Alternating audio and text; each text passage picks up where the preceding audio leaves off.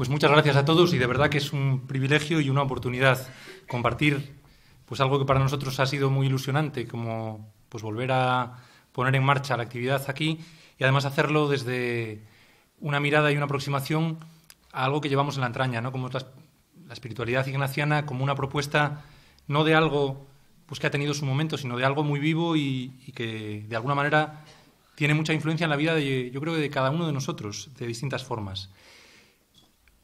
¿Por qué hablar de espiritualidad ignaciana implica necesariamente y de una manera muy explícita y muy directa hablar de San Ignacio de Loyola? Porque de alguna manera la vida de San Ignacio de Loyola es el espejo desde el cual se va construyendo en el camino de formación de esa espiritualidad.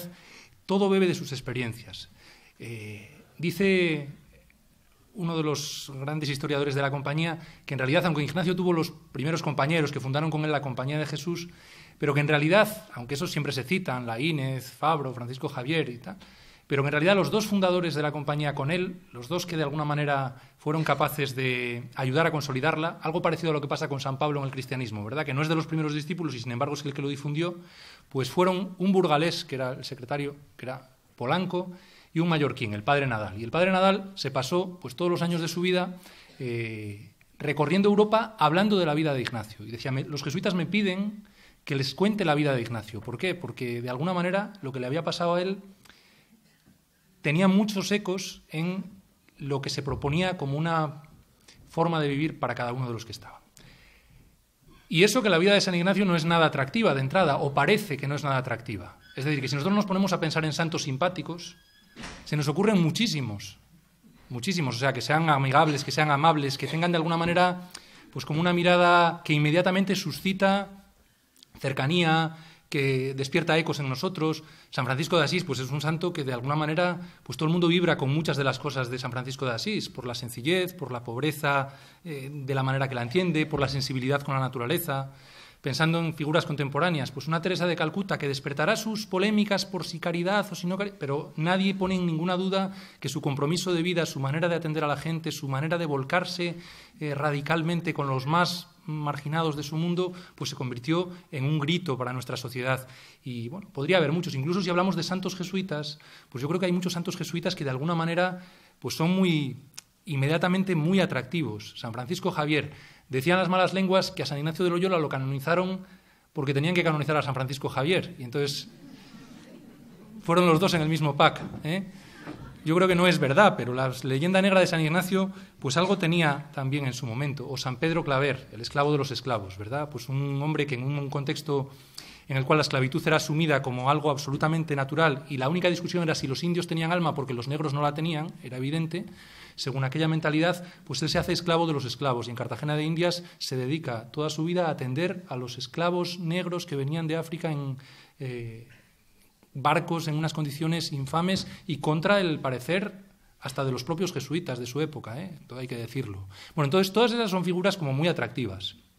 Claro, San Ignacio de Loyola de alguna manera tiene una leyenda detrás que en parte pues es por no entenderlo bien, en parte bueno pues porque los jesuitas cargaron durante mucho tiempo con una imagen pues muy criticada, en unos casos sin razón y en otros casos con razón, que si elitistas, que si muy perfeccionistas, que si una especie de bueno pues muy subidos en algunas cosas, y esto mucho se le achacaba también a San Ignacio, que si muy calculadores, que si muy fríos, que si muy no sé qué.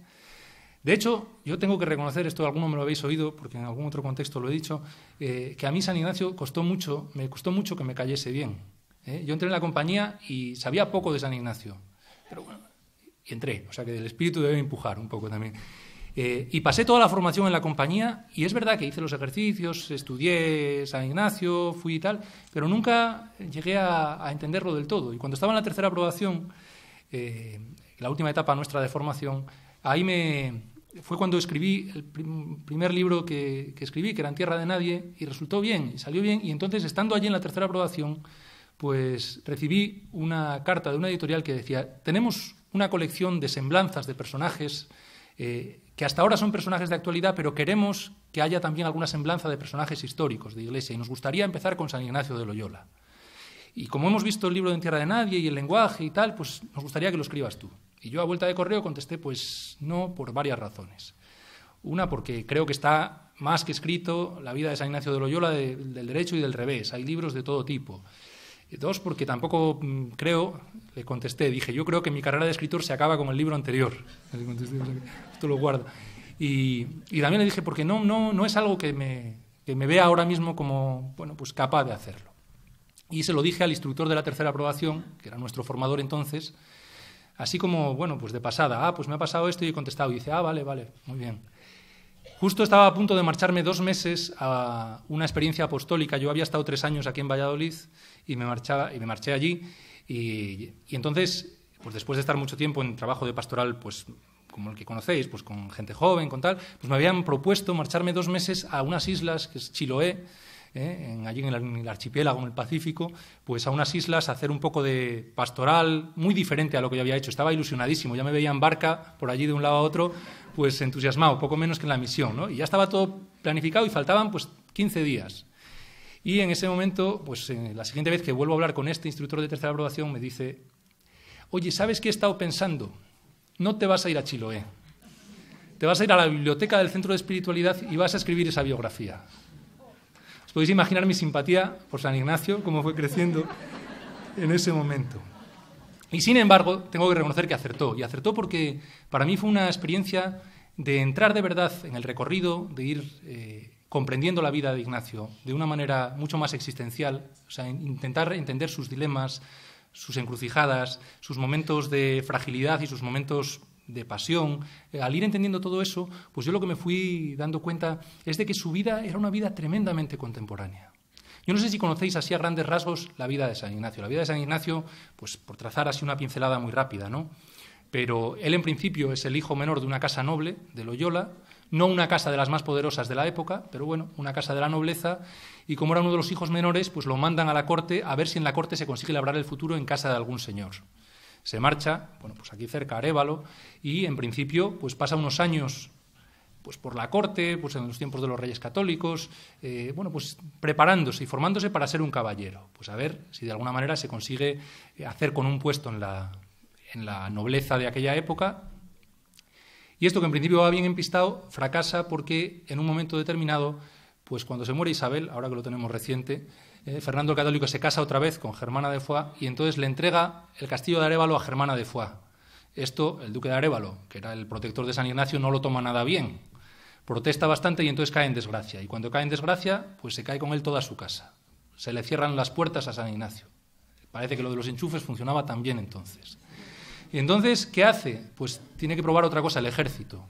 Pues se marcha al servicio del duque de Nájera, en Navarra, y allí pues empieza su carrera militar. Y su carrera militar empieza y termina prácticamente el mismo día, porque bueno, tiene un periodo breve de estar metido pues en las trifulcas entonces entre franceses y españoles o navarros, y pues en la primera verdadera acción bélica en la que tiene lugar, que es la defensa de Pamplona, pues una bala le rompe la pierna y le deja probablemente cojo de por vida. Y en ese contexto, en la convalecencia en su casa, pues tiene una conversión, leyendo algunos libros una primera conversión, leyendo algunos libros, los únicos que había, la vida de Cristo y la vida de los santos, se dice, yo quiero hacer esto. Y de entonces ya lanza la imaginación a volar y pues dice, yo me voy a ir a Jerusalén a vivir como estos santos de entonces, a predicar, a anunciar el Evangelio, a trabajar. Y bueno, pues se marcha a Jerusalén. Claro, no es como hoy en día, 2 años le lleva el trayecto, también porque hace un trayecto interior muy profundo y de una cierta conversión que va creciendo. Llega a Jerusalén, no se puede quedar allí porque no le dejan los franciscanos, que eran entonces los guardianes del lugar, porque dicen, probablemente pensarían, este lunático que viene aquí con unas ganas de evangelizar, lo van a matar o lo van a secuestrar, que es peor, y entonces hay que pagar un rescate que probablemente, pues esto es un problema. Le obligan a volverse. Se vuelve, y entonces dice, pues ¿qué hago? Pues estudio. Estudia latín, empieza a estudiar pues todo el tema religioso, primero en Barcelona, después en Alcalá, después en Salamanca, pero de todos los sitios le echan con la sospecha de que es un chiflado. O sea, lo diríamos con un lenguaje más, pues que es un alumbrado de los de la época, que había muchos, pero en el fondo la pregunta es, pero bueno, ¿con qué autoridad, con qué lucidez está hablando de todas estas cosas? Y él, aunque se defiende y aunque de alguna manera de todos los juicios sale exonerado, como que nadie encuentra en él, pues tampoco ninguna cosa que digas que haga dudar mucho, pero le dicen, bueno, estás muy cuerdo, pero aquí no. Entonces se va marchando hasta que se marcha a París, y allí en París ya sí que puede consolidar un poco una etapa de estudios. alrededor de él se va juntando un grupo de compañeros y con estos compañeros recupera el sueño primero de volver a Jerusalén. Y deciden pues hacerlo, ¿no? Pero con una cláusula B, ¿verdad? Que es, si no sale lo de Jerusalén, porque está en este momento el Mediterráneo muy tormentoso, están los turcos, hay mucha violencia, no todos los años sale el barco de peregrinos que iba hasta Jerusalén una vez al año. Bueno, ¿qué ocurre? ¿Qué hacemos si esto no sale? Porque además ya le habían salido mal los planes tantas veces, pues si no sale, nos vamos a Roma y nos ponemos al servicio del Papa, y que él nos mande a donde quiera. Y al final no sale y se van a Roma, y cuando están en Roma y pensando en esto, surge la pregunta, bueno, entonces cuando el Papa nos mande a cualquier sitio, ya está, aquí se acabó nuestra amistad y nuestra historia. Hasta que han llegado estos años juntos, ahora pues tú a donde sea, a Portugal, a la India, a Roma mismo, a Alemania, a donde sea, y ya se acabó. Y es ahí donde surge la pregunta de si deben seguir juntos, y ese es lo que les lleva a discernir y fundar la Compañía de Jesús. Y ahí Ignacio pasa los últimos 20 años de su vida en Roma, de alguna manera consolidando esta fundación. Este es el trayecto externo. Ahora, ¿cuál es el trayecto interno? Porque yo creo que es lo que es interesante para nosotros. Y es que en todo ese camino, San Ignacio va a hacer un camino interior, yo diría un triple camino. Un triple camino. Va a entrar dentro de sí mismo y va a conocer, de alguna manera, su propia vida, quién es él, de una manera diferente. Y ese es el primer camino, el camino hacia adentro. De alguna manera algo bien necesario también hoy en día. Va a aprender a vivir las relaciones de una manera diferente, y ese es el segundo camino, el camino hacia los otros. Y va a aprender a leer el mundo y la realidad de una manera diferente, y ese es el camino, de alguna manera, hacia la creación, hacia la realidad, muy diferente también. Y todo esto, o estos tres caminos, marcados por una experiencia fundante, raíz, y es entiende, y cuando digo entiende no me lo entendáis muy racionalmente, sino que comprende de una manera muy profunda, muy distinta, y diríamos casi mística, a Dios de una manera diferente. ¿Por qué? Porque San Ignacio, como todos los hombres de su época, era un hombre que tenía la religiosidad de aquella época, una religiosidad pues, que estaba muy basada pues, en prácticas piadosas, que estaba basada pues, en muchos valores, pues, el honor, la caballería, el prestigio, el poder, la devoción, una mezcla de muchas cosas, ¿no? Y sin embargo, en ese proceso de conversión interior, él va a descubrir fundamentalmente al Jesús pobre y humilde. Este es, digamos, la nota fundamental. En un mundo en el cual pues, Cristo era el Cristo guerrero, si queréis, todavía colean los ecos de cruzadas y de muchas mentalidades grandiosas en las que lo religioso es visto de una manera pues, muy militante. De hecho, parte del lenguaje de Ignacio todavía va a tener mucho de esto. Sin embargo, el eco que él va a tener y que va a transmitir y que va a estar siempre detrás de lo que él vive es descubre a Jesús pobre y humilde. Y esto desde el principio prácticamente. Y el principio diríamos que no es tanto Loyola, esa convalecencia de la herida de la pierna, sino Manresa, cuando sale hacia Jerusalén y al principio piensa que se va a comer el mundo y se tiene que parar en Manresa porque entra en una crisis vital profunda, tremenda, porque dice, ¿qué es esto que me está pasando? ¿Quién es Dios de verdad? O sea, su primera mentalidad es, me voy a comer el mundo porque no he sido el mejor guerrero, no he sido el mejor noble, pero voy a ser el mejor santo. Y ahora al revés, de golpe dice, ¿quién es Dios? ¿Y cómo es? Y empieza a descubrir de verdad al Jesús pobre y humilde. Total, en todo caso, tenemos, yo creo que esa referencia fundamental, porque eso va a estar detrás siempre de todo lo que él va a necesitar de cara, o de todo lo que él va a vivir de cara a ese triple itinerario, hacia uno mismo, hacia los otros y hacia el mundo. Con eso en la imagen, o con esa imagen en la mente, vamos a intentar describir ese triple itinerario. Van a ser pinceladas, y pinceladas de alguna manera que probablemente cada una de ellas podría llevarnos a profundizar mucho y largamente, pero creo que es mejor pues como lanzar la pintura entera, ¿no? Y entender dónde están las claves contemporáneas de esto, cómo en el fondo la vida de San Ignacio es tan parecida en muchas circunstancias y en muchas cuestiones a las nuestras hoy en día. Mira, el itinerario personal que hace está marcado por 6 o 7 rasgos fundamentales que él va descubriendo en su vida. Cuando digo, y bueno, voy a recorrerlos eso, del personal a los otros, pero no quiere decir que vaya uno detrás de otro, los tres se van dando a la vez en su vida, ¿no? Pero digamos que hacia adentro va creciendo y va descubriendo. Primero, va a descubrir que en la vida es muy distinta la inercia de dejarse llevar y de hacer lo que todo el mundo hace y tener que tomar las riendas. San Ignacio al principio es un hombre de inercias, las inercias de su época. Las inercias de su época son pues, la carrera militar, la carrera nobiliaria, el hacerse un puesto en la sociedad, el buscarse su lugar en el mundo, lo que sea, ¿no?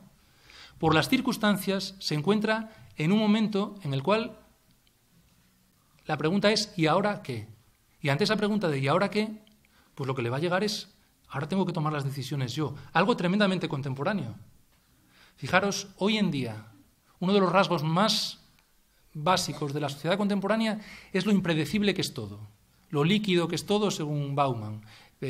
No voy a hablar ahora del tema de la sociedad líquida, pero sí de uno de los rasgos fundamentales que tiene, ¿no? Por contraposición a un mundo sólido en el cual todos los valores son estables, las instituciones son fiables, los valores son compartidos, etcétera, pues el mundo líquido es un mundo en el cual hay una relatividad muy grande de muchísimas cosas, hay muy pocas convicciones compartidas por todo el mundo, hay muy pocas instituciones que sean incuestionadas y la vivencia de cada cosa es diferente. Bueno, pues en este contexto, una de las cuestiones que está emergiendo cada vez más es la individualización, si queréis, o la liquidez de las biografías.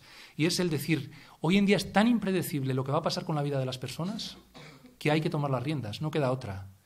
Aquí hay, gente de todas las edades, pero hay mucha gente que estáis en una franja de edad en la cual tienes que tomar las riendas sí o sí, porque, no puedes esperar a que la vida te coloque en un trabajo, en una situación familiar, en una ciudad o en determinadas cosas. No, y da vértigo, pero es real. Eso es bien contemporáneo. Bueno, ante la pregunta de tener que tomar las riendas, pues eso hay que preguntárselo y hay que decidir, ¿no? Ignacio lo hace toda su vida. Segundo rasgo, para esto, para poder decidir bien, una de las cosas que va a descubrir es no basta mirar alrededor, mirar afuera y decir las cosas son así, porque cada uno de nosotros somos distintos. Y las decisiones no las tomamos solo porque las cosas de fuera son de una manera.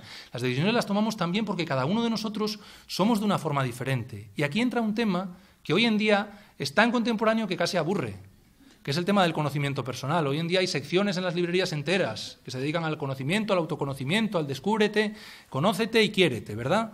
Pero en tiempo de San Ignacio no. En tiempo de San Ignacio esto era, ni había lenguaje para ello. San Ignacio empieza a hacer psicología, no es que fuera él el único, otra gente lo ha hecho en la historia, ¿verdad? Pero empieza a hacer psicología mucho antes de que la psicología se inventase. El conocimiento personal, entendido como autoconocimiento, como aprendizaje, como interioridad, si queréis, ¿no? Y esto empieza, cito solo el ejemplo del comienzo, ¿verdad? Cuando San Ignacio, de alguna manera, está convaleciente en Loyola, en su enfermedad, se da cuenta, dice, qué curioso lo que me pasa. Hay días que estoy pensando en una dama y en que me voy a recuperar de la pierna. Voy a lanzarme a su conquista, voy a conquistarla, voy a ser el rey del mambo, y voy a triunfar en la vida y otra vez a volver a la corte mucho más fuerte que antes y mucho más tal, y esto me deja feliz. Dice, me pasa también que otros días pienso que voy a seguir esto que estoy leyendo en los libros, en el Evangelio, en Jesús, en tantas cosas. De alguna manera,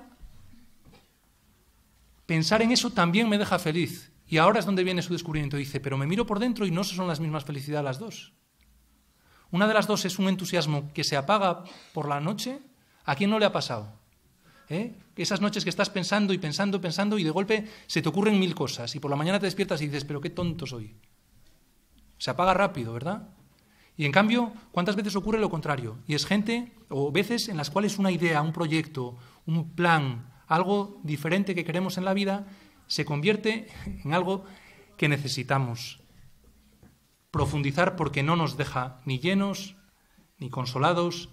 Bueno, pues esto, que a San Ignacio le ayuda a descubrirlo, es el punto de partida para decir, tenemos movimientos en el interior, tenemos cosas que nos pasan por dentro, tenemos cosas que de alguna manera funcionan. Él habla de movimiento de espíritus, ¿verdad? Pero ahí está. Y para llegar a conocer todo eso que nos pasa por dentro, hay que hacer muchas cosas. Hay que aprender, y esto es muy ignaciano, pero es muy actual, dice, hay que ordenar el deseo. Porque todos tenemos deseos. Hoy en día lo decimos, lo hablamos, forma parte de nuestras vidas, pero tenemos que ser capaces de aprender a ordenar el deseo. ¿Por qué? Porque vivimos en un mundo, San Ignacio lo vivía, hoy en día infinitamente más, en el cual nuestros deseos están constantemente excitados. Constantemente se nos están proponiendo cosas. Lo quiero todo y lo quiero ya. Quiero A y quiero menos A. Quiero celebrar y quiero trabajar, y quiero vivir, y quiero soñar, y quiero vivir todas las vidas. Y todo esto no es posible. Por lo tanto, ordenar el deseo. Alguna vez me habréis oído decir, ¿no?, que hoy en día vivimos en una sociedad en la cual el deseo se vive todo en clave de sentimiento. Y este es un problema. Cuando lo único que marca la vida es el sentimiento. ¿Qué es lo que persigo? Lo que siento. Siento que me llena esto y lo persigo. Siento que me llena esto y lo persigo. Siento que me llena esto. Claro, es una visión del deseo tremendamente pobre. Hoy en día es muy importante conjugar el sentimiento con la cabeza, con lo que uno quiere, con lo que piensa, con lo que comprende. Todo eso es el deseo. Ordenar el deseo no es que no lo tengas, no es que no te importen las cosas, no es que no haya nada que uno sea impasible, ¿verdad? Soy tan duro, soy tan fuerte, soy tan hermético, nada me importa, nada me mueve, No, todos tenemos deseo y es muy legítimo y es muy necesario, pero es importante tenerlo ordenado, para no caer en ese quererlo todo que al final lleva a no tenerlo nada, ¿no? Y en ese ordenar el deseo, ahí San Ignacio va a descubrir, hay que reconocer las propias trampas, porque todos nos engañamos. Y ahí San Ignacio, mucho antes de los maestros de la sospecha, ¿verdad?, pero va a ir planteando pues esa realidad. Dice, es que qué fácil es engañarse en la vida. No sé si alguno habéis hecho alguna vez los ejercicios espirituales que reflejan todo ese itinerario de San Ignacio. En los ejercicios espirituales San Ignacio plantea lo que es la meditación de las dos banderas, que es tremendamente contemporánea. El lenguaje es antiguo. Él invita al que está haciendo ejercicios, que los ejercicios son una aproximación al Evangelio, para meterse dentro y para de alguna manera sentir y el encontrarse con el Jesús que ahí está. Pero una de las propuestas que dice es, mira, cuando Jesús llama a la gente, de alguna manera ocurre que no es la única llamada, hay otras muchas, en nuestras vidas también, hay muchísimas llamadas, muchísimos gritos seductores, muchísimas propuestas. Y él lo que dice es, hay como dos grandes caminos. El mal camino. El mal camino lo que nos propone son 3 escalones. Y ahí están las trampas. Dice, lo primero es la riqueza. La riqueza pueden ser muchas cosas. La riqueza es vivir como propio un montón de cosas. La riqueza no solo en dinero. Uno puede convertir en riqueza el hablar bien. Qué bueno soy. Claro, es la trampa. O sea, uno puede convertir en riqueza la familia que tiene. Soy un patriarca, una matriarca. Mis hijos sí, no los de los otros. Uno puede convertir en riqueza tantísimas cosas.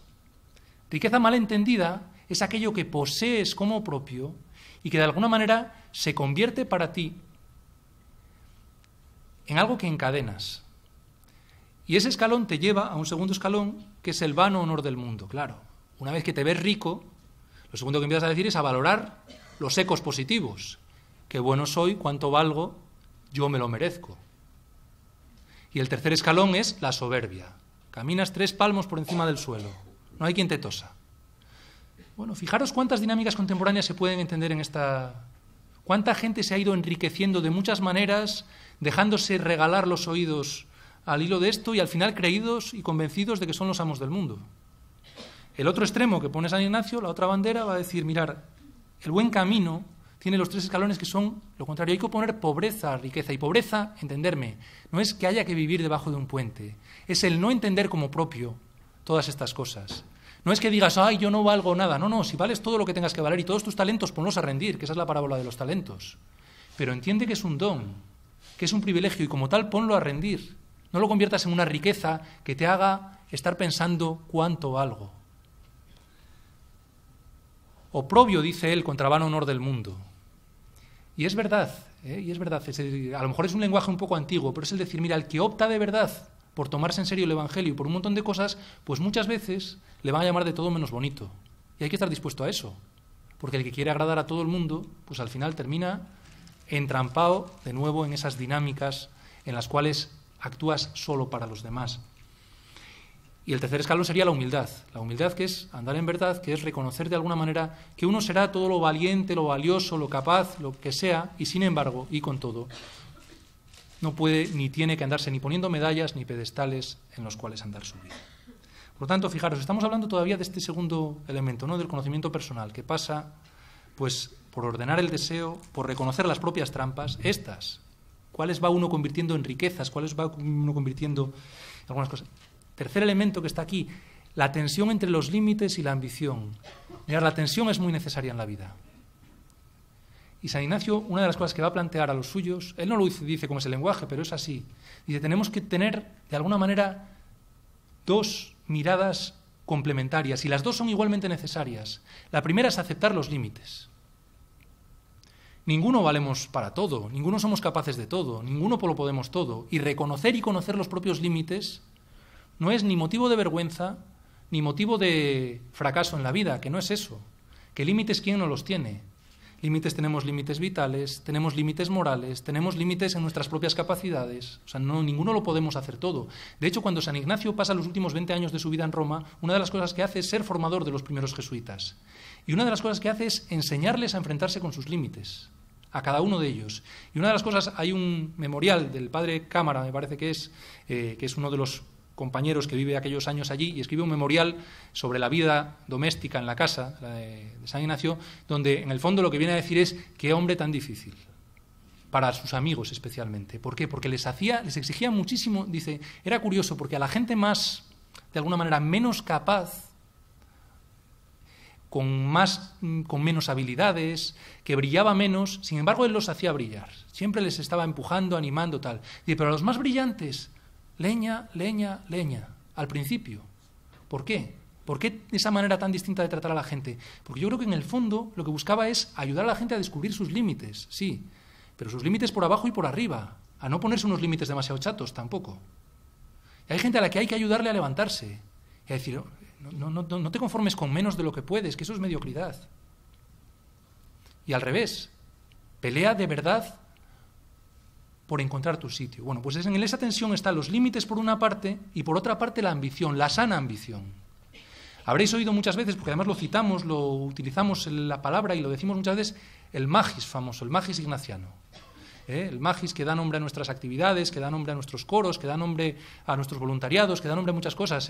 El magis, en el fondo, está tomado de un texto de los ejercicios en los que más se quieran afectar y señalar, le dirán al Señor, bla, bla, bla. En el fondo lo que viene a decir es, no te conformes con menos de lo que puedes. Hay una ambición necesaria y sana. Y no por ti, sino porque el mundo necesita que lo des todo. Ahí tenemos la tensión entre los límites y el máximo. Tercer elemento en este conocimiento personal, ¿verdad? Cuarto elemento del conocimiento personal, la capacidad de integrar el éxito y fracaso. Algo tremendamente contemporáneo también. Porque fijaros, San Ignacio, uno podría pensar, qué vida, qué éxito, ¿verdad? Fundador de la Compañía de Jesús, al final de su vida ya tenía miles de personas, había triunfado en la vida, sí, pero fue de desastre en desastre, hasta la victoria final, es decir, todo lo que emprendió lo fue fracasando. Empezó la carrera nobiliaria, fracasó, empezó la carrera militar, fracasó, se convirtió, tuvo que pasar por una crisis interna terrible en la cual descubrió que no era lo que él había pensado, voy a ser el mejor santo del mundo, que no iba por ahí. Y su crisis en Manresa le llevó a estar un año entero allí en el cual llegó hasta estar pensando en tirarse a un pozo, porque no era capaz de salir de esa noche oscura. Cuando sale finalmente convencido de que lo que Dios le pide es irse a Jerusalén y quedarse allí trabajando para anunciar el Evangelio, se va y a los 3 días de estar allí le dicen los franciscanos, te tienes que volver, no te puedes quedar aquí. Y él, que era obediente a la Iglesia, al final dice, pues me tengo que ir, y se marcha. Se marcha a estudiar, empieza, le dicen aquí no. Si en Salamanca le dicen aquí no. Se va a París, pues ahí ya empieza por fin a salirle algo bien, los primeros compañeros que junta. Pero incluso en ese caso pues se va a encontrar con que el plan que hacen, que es marcharse de nuevo a Jerusalén, tampoco sale. Finalmente van a Roma. Se funda la Compañía de Jesús y él lo único que plantea, y yo creo que es bastante verídico, en su eco es, vale, ya está fundada la compañía, yo ahora quiero seguir en camino porque soy peregrino, esto es lo que yo quiero. Le elige en general y se tiene que quedar. Uno podría pensar, bueno, es postureo, ¿verdad? No, la he fundado yo, pero no quiero ser el jefe. Uno podría pensarlo. Incluso aunque pensásemos mal, que no digo que sea el caso, yo creo que era honesto en que no se veía él fundando aquello, pero él pensó que lo primero que iba a hacer era conseguir lo que tenía que hacer en esos años era conseguir la aprobación definitiva de la compañía, escribir el libro de los ejercicios, que era su trayectoria espiritual que estaba ayudando a otra gente y que tuviese la aprobación de la Iglesia, y escribir las constituciones de la compañía. Y a eso dedica un montón de años en su vida. Y cuando ya ha terminado esos 3 grandes proyectos y ya es bastante mayor, vuelve a juntar a sus primeros compañeros, esto es un episodio menos conocido de su vida, vuelve a juntar a sus primeros compañeros y les dice, ahora elegid a otro general. Y yo quiero seguir camino. Su mejor amigo Francisco Javier estaba por la India, los otros habían seguido lo que habían hecho toda la vida.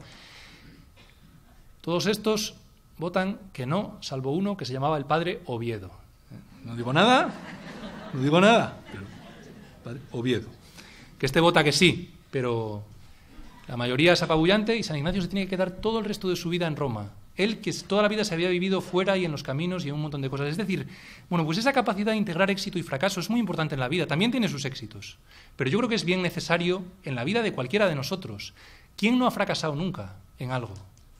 Pues alguien que haya vivido muy poco. Porque todos, en un montón de proyectos, de ilusiones, de anhelos colectivos, personales, eclesiales, sociales, humanos, personales, familiares, ¿quién no ha fracasado? Y el fracaso no significa que estés viviendo mal. Significa que a veces las circunstancias uno no las controla y tienes que pelear con ellas. San Ignacio es un hombre que a mí me impresiona por su capacidad para levantarse una y otra vez desde el fracaso y sin embargo no convertirlo ni en amargura, ni en derrota, ni en reproche a los demás. Y desde ahí va construyendo, ¿verdad? Un último elemento, la difícil búsqueda de la voluntad de Dios. O sea, en ese conocimiento personal, pues San Ignacio lo que va a hacer es buscar la voluntad de Dios en su vida. Claro, y aquí entra otro de esos elementos que a veces los jesuitas nos hinchamos a decir y a hablar, y hablamos de discernimiento. Y metemos la palabra discernimiento, y entonces parece que hay que saber una especie de manual mágico de discernimiento para descubrir exactamente cuál es la voluntad de Dios. Y entonces, pues a veces se nos cuela, y en un montón de cosas, tú discierne, ¿verdad? Y discierne como si fuera tan fácil y como si hubiera una única respuesta que es la que Dios quiere, la que tú tienes que descubrir, y como te equivoques, vas sabiado. O sea, yo creo que en el fondo, y caricaturizándolo un poco, ¿no? ¿Me compro este coche o este coche? Disciérnelo. Pues yo diría, piénsalo. O sea, discernir a Dios probablemente le da bastante igual. ¿Dónde está el discernimiento? El discernimiento está, hombre, ten criterios evangélicos en la vida. Ten criterios evangélicos en la vida. Es decir, pues hay cosas que tienes que ir haciendo de una manera concreta. La búsqueda de la voluntad de Dios no es el acierto perfecto. La búsqueda de la voluntad de Dios es que la voluntad de Dios pasa por las circunstancias, pasa por los propios deseos, pasa por el contexto, por la realidad, por las urgencias de la realidad, pasa por el Evangelio, donde encontramos la voluntad de Dios como una guía fundamental. Y desde ahí es desde donde vamos buscando. Y luego pasa pues, por los sentimientos que todo esto despierta, claro que sí. Pero no es una varita mágica, ¿no? Por eso es importante conocerse bien, porque si no, ¿dónde está la trampa? La trampa está en que terminamos convirtiendo en voluntad de Dios un montón de cosas que no lo son. Y cuento una anécdota que a mí me hizo mucha gracia y me ha quitado muchísimos problemas desde la tercera aprobación. Cuando yo estaba en la tercera aprobación, nos contaba el que nos daba la tercera aprobación, el instructor de esta última etapa de formación, era un jesuita que había sido provincial de Argentina, provincial de Colombia, asistente del padre general, el padre Álvaro Restrepo, era un hombre sabio. Y nos tenía allí y un día nos dice, bueno, en una de esas pláticas de los ejercicios, dice, os va a pasar muchas veces, ante uno de los textos de las Constituciones que dice, bueno, hay que buscar ver la voluntad de Dios en la palabra del superior, ¿verdad? Dice, bueno, ahora os voy a explicar yo también para que maticemos un poco todo esto. Y os va a pasar muchas veces, que entramos en comunidades en discusiones sobre si hay que pintar la pared de verde o de azul. Y bueno, pues mirad, eso no hay que discernirlo. Y lo diga el superior o lo diga el ministro, a Dios probablemente le dé bastante igual, pero se va a hacer lo que diga el superior, o sea que no os preocupéis demasiado. O sea, no hagáis problema de cosas que no lo son. Interesante reflexión, o sea, interesante el decir, mira, o sea, no hay que buscar o confundir la voluntad de Dios con cualquier cosa, ¿no? No somos marionetas que tengamos que estar esperando a ver exactamente qué es lo que tengo que hacer aquí, hoy y ahora. Y por último, un último elemento en lo personal es esa capacidad de conocerse, pero para vaciarse, la experiencia de la gratuidad y de la gratitud que van unidas. En un mundo, San Ignacio va a insistir una y otra vez en los ejercicios, en el examen ignaciano del día, en la formación que da a los suyos, en un montón de cosas, que la oración siempre empieza por la acción de gracias. Dar las gracias en la vida. Esto, de nuevo, algo tremendamente urgente en nuestro mundo hoy. Hoy, y esto también me lo habréis oído decir alguna vez, que vivimos en la cultura de la queja, en la cual todo el mundo es muy proclive, o lo somos, muy proclives a quejarnos de todo lo que no funciona, y tenemos tantos motivos, o podemos encontrar tantos motivos, para cargar contra quien queramos, en la Iglesia, en la sociedad, en la política, en la economía, en la cultura, en nuestras casas, en el trabajo, en la universidad, donde queramos. La queja. Y yo creo que en el fondo la sabiduría de Ignacio es decir, mira, equilibra la queja con la gratitud. Y que en el equilibrio pese un poco más la gratitud, porque tenemos todos motivos para la gratitud en la vida, muchos. Y eso lo cambia todo, esa perspectiva. Por lo tanto, fijaros, hasta aquí este itinerario hacia adentro. Pero en ese itinerario no es para que uno se quede regodeándose en sí mismo. ¡Ay, cuánto me conozco, qué bien! Soy una especie de gurú de mí mismo que me quedo encerrado en mí mismo. El gran objetivo para San Ignacio es, si en el fondo es muy importante que te conozcas, pero para salir del propio amor, querer e interés, va a decir en un momento de los ejercicios. Y cuando dice salir del propio amor, querer e interés, y a veces habla de una palabra que hoy tiene muy poco predicamento, que es abnegación, y hay que entenderla bien. Claro, porque si empezamos no se trata de decir, mira, la abnegación es negarte a ti mismo por una especie de losa que nos tenemos que poner encima para decir, no valgo nada, no puedo nada, no sé nada, soy una porquería. No, no. En el fondo, vamos a verlo al revés. Dice, afirma algo. Afirma especialmente a los otros. Afirma al mundo y afirma a Dios. Porque cuando uno solo se quiere afirmar a sí mismo, al final se olvida de afirmar la realidad y las vidas de un montón de personas. Y cuando uno solo se quiere afirmar a sí mismo, puede pasar por la vida pisando sin querer la verdad de personas que tienes alrededor. Por eso la mirada te tiene que invitar a salir afuera y pensar siempre, siempre en los otros, en las consecuencias que tienen tus acciones en su vida, en las oportunidades que hay en el encuentro, en tantas cosas. Y esto lo voy a aprender de varias maneras. Yo solo voy a hablar ahora mismo de dos cosas, así como me he alargado más en el tema del conocimiento personal, pero dos aprendizajes muy interesantes de San Ignacio. El primero es lo que tiene que ver con la amistad, algo también muy interesante en nuestra vida. Mirad, hoy en día vivimos en una sociedad donde los vínculos humanos son cada vez más complicados. Al mismo tiempo estamos rodeados y llenos de relaciones y cada vez hay más gente sola.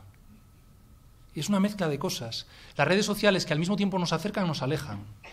Y esto está por estudiar, está por ver y está por descubrir, ¿no? lo que hay, pero hay muchísima gente que se vive muy sola. Y en este contexto, la amistad real y verdadera es un valor, y es un valor importantísimo.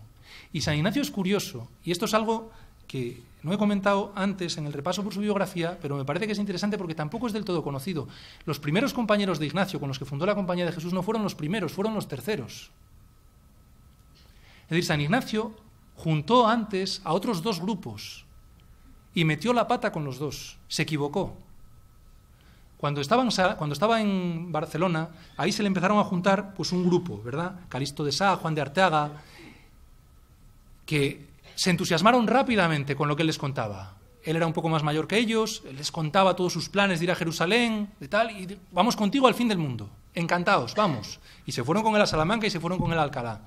Pero cuando desde Salamanca San Ignacio dice, pues esto no va, vámonos a ir a París, y la cosa ya se pone un poco seria, pues San Ignacio les dice, oye, voy yo delante para buscar un poco los medios de vida, lo que podamos hacer, y cuando esté ya os escribo y venís. Les escribió y allí no apareció nadie. Y se acabó. Primera gran decepción para San Ignacio. ¿Y qué es lo que había fallado? Probablemente lo que falló fue que nunca tocó en la profundidad, nunca llegó de verdad a transmitirles algo más que el propio entusiasmo. De alguna manera, esa relación se quedó muy en la superficie.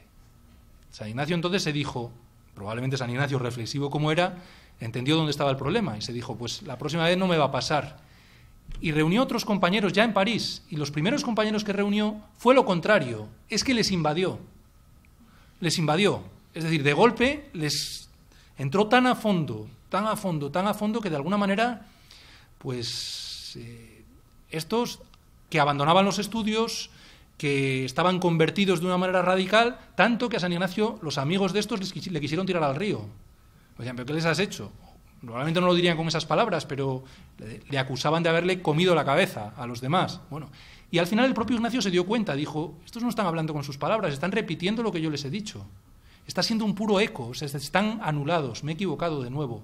Y de alguna manera tomó distancia con ellos. Y ya solo con el tercer grupo de amigos, cuando empiezan a aparecer, la Inés y Francisco Javier, sobre todo, bueno, Fabro y Francisco Javier primero y después los que van a ir apareciendo, lo que dice es, la única manera de que la experiencia de estos hombres pueda servirles es que se encuentren con Dios de la misma manera que yo me he encontrado. Y por eso les invita a hacer los ejercicios, que ya iba, los ejercicios que es reproducir su propio camino. Y cuando lo van haciendo, pues cada uno de ellos va tomando la decisión por separado de vivir de una manera muy parecida. Y desde ahí se va a forjar una amistad muy profunda y muy sólida. Y el segundo elemento en este mundo relacional, bien interesante San Ignacio, es el decir, mirar, podría parecer que San Ignacio, con todo ese mundo del conocimiento personal, con todo lo que sabe, con todo lo que entiende, con todo lo que, pues se bastaba él solo, y sin embargo, siempre va a tener alguien con quien se acompaña. Siempre va a tener alguna persona con la que habla, de referencia desde sus primeros tiempos. Desde que se marcha y en Montserrat habla con el primer confesor que se va a encontrar hasta el último día antes de morir. Es decir, prácticamente siempre va a tener alguna persona. ¿Por qué? Porque dice, siempre necesitamos a alguien que desde fuera nos ayude a reconocer nuestra verdad. Y siempre necesitamos a alguien que nos devuelva nuestras contradicciones, pero que nos devuelva también nuestras fortalezas, que nos ayude a relacionar nuestra vida con el Evangelio. Y ahí está el germen del acompañamiento tan ignaciano y esa invitación a que en la vida uno de vez en cuando sea capaz de encontrar a alguien con quien hablar a este nivel, que no es el nivel de los amiguetes, de los colegas, ni de los amantes. Es el nivel, de alguna manera, de la confianza en una relación en la cual alguien es maestro y alguien pues se va dejando guiar, ¿no? Sabiendo que todo está ahí. Bueno, pero no bastaría este segundo nivel, el de las relaciones con los otros, porque San Ignacio, y aquí está el tercer camino, San Ignacio es capaz de abrirse al mundo. La mirada de Ignacio, por muy interior que sea y por muy dirigida a las relaciones personales con la gente que tiene cerca, es una mirada que le invita a descubrir el mundo. Uno de los piezas, yo creo que clave y cumbre de los ejercicios es el relato que él hace, con una imaginación desbordante para su época, de la encarnación. Cuando los ejercicios están divididos en 4 semanas, la primera es como más personal, una reflexión sobre el pecado y sobre pues la misericordia de Dios, y en la segunda lo que plantea es, ante un mundo roto y herido por el pecado, Dios toma una decisión y es, hay que hacer redención. Lo dice con su lenguaje, pero lo que viene a decir es, hay que sanar este mundo que está roto y que está herido. Y ahí entra la encarnación. Y él, cuando describe la encarnación, describe en una mirada, claro, hoy con nuestra mentalidad más cinematográfica, en la cual hemos visto infinidad de cosas, pues nos puede resultar más fácil. Pero imaginémonos, en tiempo de San Ignacio, se empieza a imaginar a Dios, la Trinidad desde el cielo, viendo la tierra en su diversidad, unos naciendo, otros muriendo, unos pobres, otros ricos, y va describiendo un mundo complejo, y ahí dice, y ahí, a ese mundo complejo, hay que lanzarse a darle una respuesta. Y esa mirada al mundo complejo, yo creo que es también el último gran aprendizaje para nosotros de San Ignacio, el último elemento más contemporáneo. ¿Por qué? Porque hoy en día caben muchas miradas, o caben por lo menos 3 miradas, y solo la tercera yo diría es la ignaciana en este sentido, ¿no? Cabe una mirada objetiva, científica, si queréis, desde análisis pues tremendamente científicos, pues la mirada de los sociólogos, la mirada de los politólogos, la mirada de los economistas, pues el mundo es esto, esto, esto y esto, y parece que la realidad es así. Y todos sabemos que la realidad no se puede atrapar en esos discursos, porque es mucho más compleja, porque las personas somos como somos, porque por muy detallados que sean las imágenes, siempre van a dejar fuera de la pintura pues un montón de realidades bien humanas. Cabe otra mirada, en el otro extremo, igualmente incompleta por lo contrario, que es la mirada subjetiva, y es el mundo es mi mundo, lo que yo veo, lo que a mí me parece, lo que yo opino, lo que yo descubro. Y eso es una mirada muy pobre, porque es una mirada demasiado encerrada. A San Ignacio lo que invita es, mirar, y les va a sus compañeros, les va a animar, porque esa es la experiencia que él ha hecho, dice, hay que salir del mundo conocido, hay que abrirse al mundo amplio, y en ese mundo amplio aprender a leer la realidad en una clave creyente. Es decir, nosotros parecería, si no, que cuando hablamos de cuestiones religiosas, pecado, salvación, misericordia, estamos hablando solo de vivencias personales vividas privadamente y de una manera subjetiva. No, hay que ser capaces de leer en el mundo todo esto.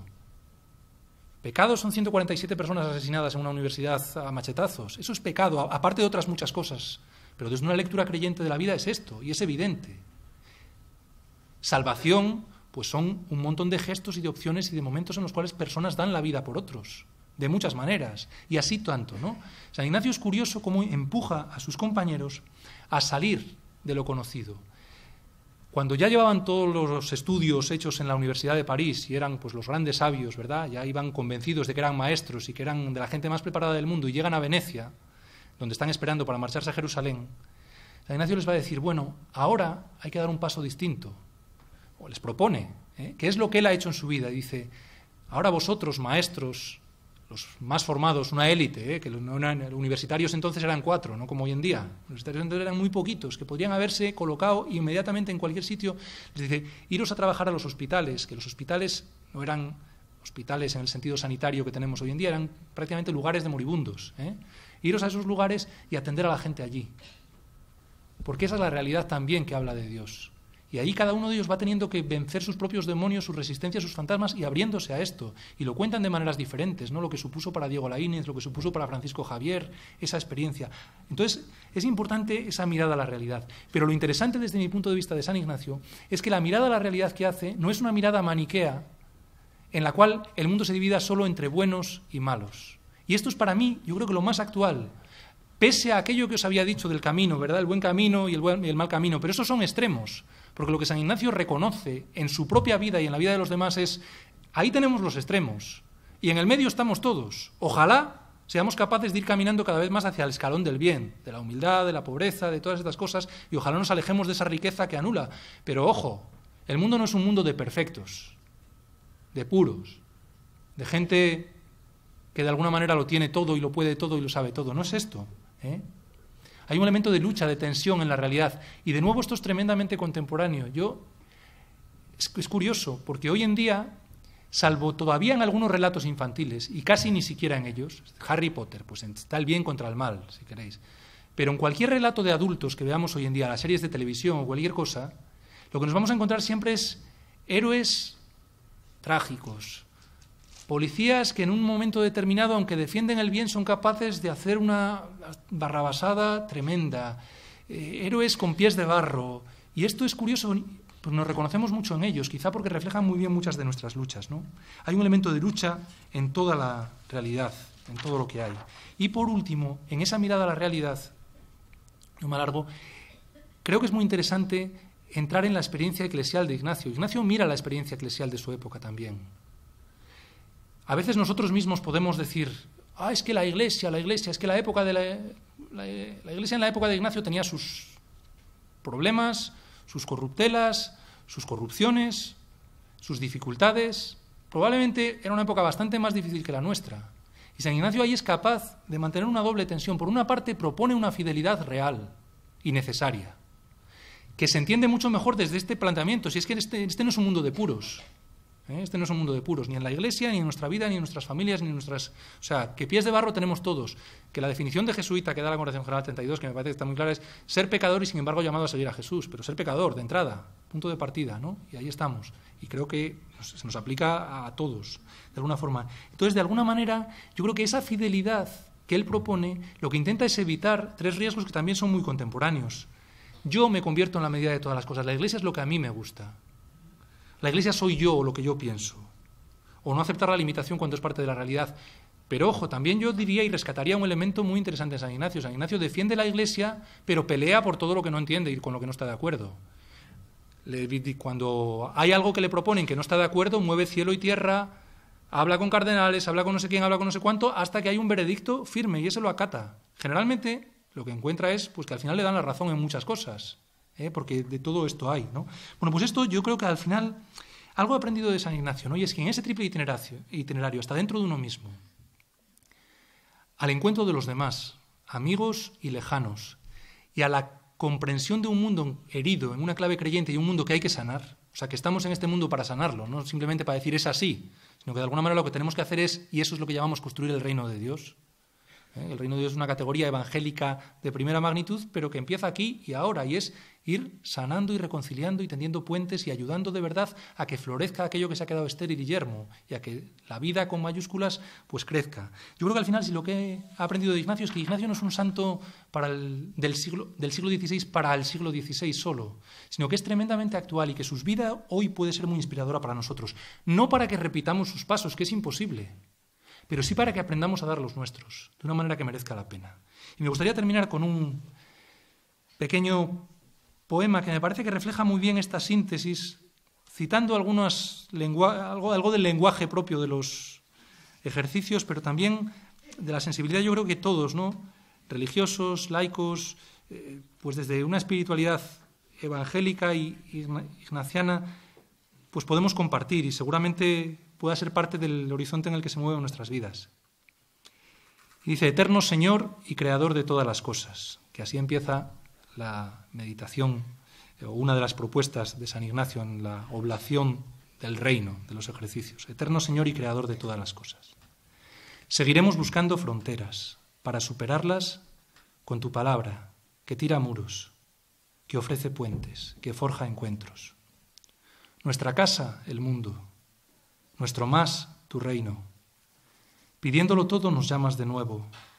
Prometes hacer de nosotros fuego. Así que arderemos, si tú eres la lumbre de hogueras que pongan calor en el frío, fulgor en las brumas, de noche sosiego. Tras tu huella iremos, dejando olvidados los malos amores, intereses grises y quereres ciegos. Por bandera un todo, por causa los pobres, por fe tu evangelio. Con los pies de barro y la vida en juego, nos basta tu gracia para alzar el vuelo. Muchas gracias.